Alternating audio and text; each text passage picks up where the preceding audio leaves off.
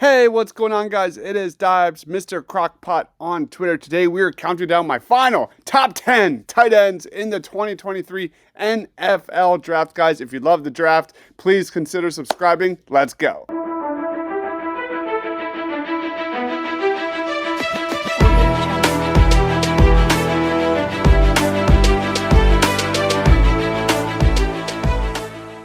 All right, guys, awesome tight end class this year. Leading off, number 1, Michael Mayer out of Notre Dame. Easily one of the safest picks in the entire draft who can dominate in the passing game and in the run game. Mayer has the size at 6'4", 265 pounds, and with that frame, his effortless receiving ability commands attention from opposing defenses. He's got elite catching instincts and hand strength, allowing him to be elite on contested catches, but he's also a great route runner with excellent awareness. This is a guy who checks off a ton of boxes for the tight end position and is easily my number 1 in the class. Moving on to number 2, let's talk about Dalton Kincaid out of Utah.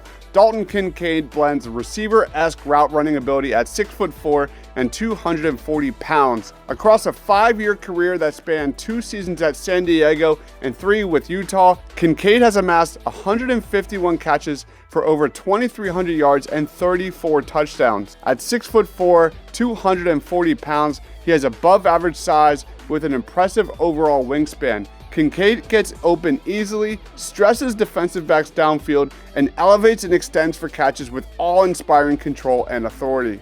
Coming in number 3 in my rankings is Darnell Washington out of Georgia. The Georgia tight end was arguably the biggest winner of the NFL scouting combine, checking in at 6'6.5" and weighing 265 pounds.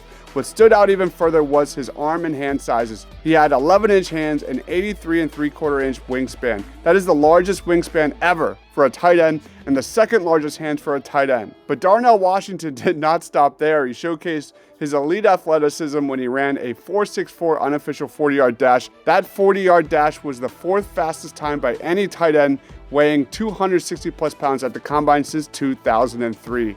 Coming in number 4, we've got Luke Musgrave out of Oregon State. Luke Musgrave has massive size that gives him an elite catch radius, which is even more impressive when you consider his plus route tree.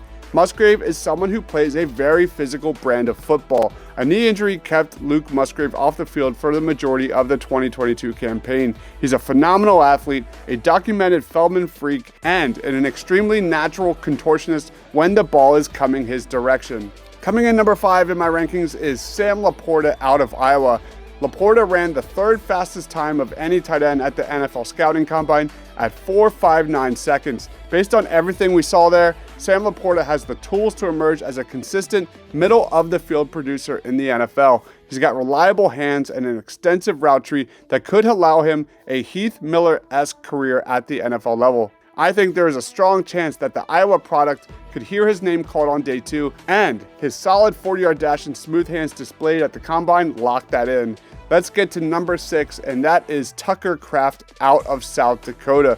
At 6'5" and 255 pounds, Kraft has an NFL frame, and he wears that weight extremely well going in and out of his routes. Not only is he an able receiving threat beyond his frame, but Kraft doubles as a high-level run after the catch weapon with alignment, versatility, and burst upfield. Kraft plays with outstanding athleticism before and after the catch, and he has a feel for taking underneath throws and turning them into big gains. Kraft split his snaps between the slot and inline and showed outstanding promise as a run blocker.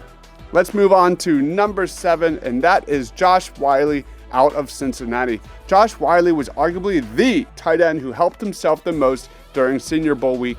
He measured in at 6'6.5", 260 pounds, and showed he can really move. One of the knocks on this guy was that he wasn't a sufficient blocker. Having added some weight, he certainly took care of business there and passed with flying colors. Even with a jump step, high upside edge rusher Andre Carter could barely keep up with him. Josh Wiley is someone who can do a little bit of everything. You can line him up in line and he can go up and play above the rim in the red zone, or you can use him in running situations. Josh Wiley has been one of the biggest risers through the draft process.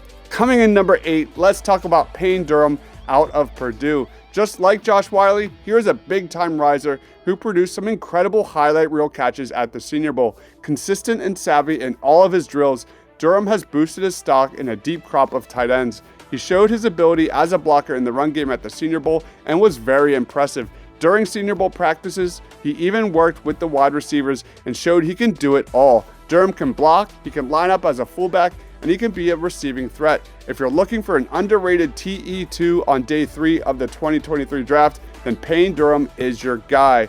Let's move on to number 9, Luke Schoonmaker out of Michigan. Don't let the small to moderate production fool you. This prospect is for real. Schoonmaker has impressive foot speed and accelerative capacity at 6'6" and 250 pounds. He's also shown off smooth body control and stride when corralling throws over the middle of the football field.